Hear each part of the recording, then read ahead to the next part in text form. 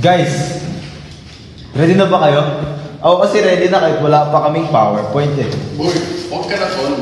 Baka mahirapan din si Sir Ivan sa atin. Good morning sa inyo. May nararamdaman akong baba dito. Thesis defense kasi. Pressure na pressure pa nga tayo. Nagkukulitan pa. Relax lang. Mas kunin tayo.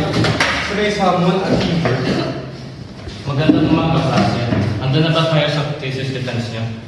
Ganda umaga po, Sir Ivan. Bago tayo magsimula, gagawin muna yung mga defenses niyo. Kevin, pababa ng paa mo. Opo sir, creative seating lang po. At tandaan, yung makita kong mag-plagiarize, papunta kay Sir Joey. Zoe. Pwede pa rin ako ng notes mo? Bahala ka dyan. Nahirapan ko kami. Sir, pwede po humingi ng tubig bago magsimula. Sige, mabilis lang.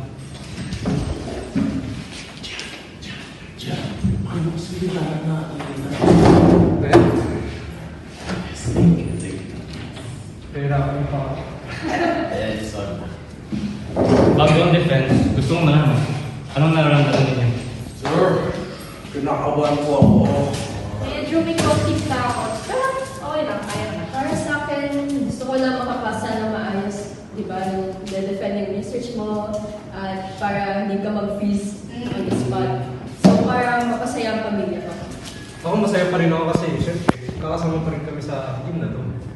Ako po, umaasa ako sa tulong ng biyaya ng Diyos at konting swerte.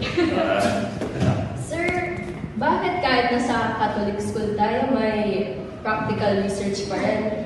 Kaya nga, Sir Ivan, di ba per extroversion lang yun? Magandang tanong. Anong layunin ng defense niyo? Sir, feeling ko, sa tingin ko lang siguro para mapakita yung iba't ibang parte ng stories. Tulad ng obedience, respeto, integridad, pati excellence. Tama. Defense is not punishment, kundi opportunity ito. At pro tip lang, para sa presentation niyo, bili kayo ng pagkain para sa panelists niyo at huwag niyo kalimutan yung RL niyo. Ano pa rin? Pero kailangan. Galing naman talaga. Mga tol, imagine nyo to. Yung feeling na kapag sinabi sa inyo ng mga panelists ninyo na thesis defended.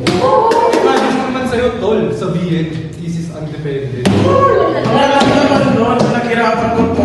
Huwag mo isipin yan, baka magpatotoo. Kung ano naman.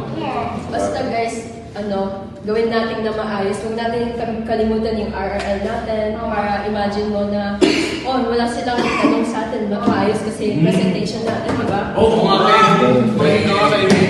So, andun na ba kayo? Simulan na natin. Para sa Diyos. Para sa karangalan ng buskon niya. Para sa teamwork at pamilya. Para sa kinabukasan. Para sa survival! Ang isang boss ko niyan ay nagpa-practice ng Sorais. Ito, Sir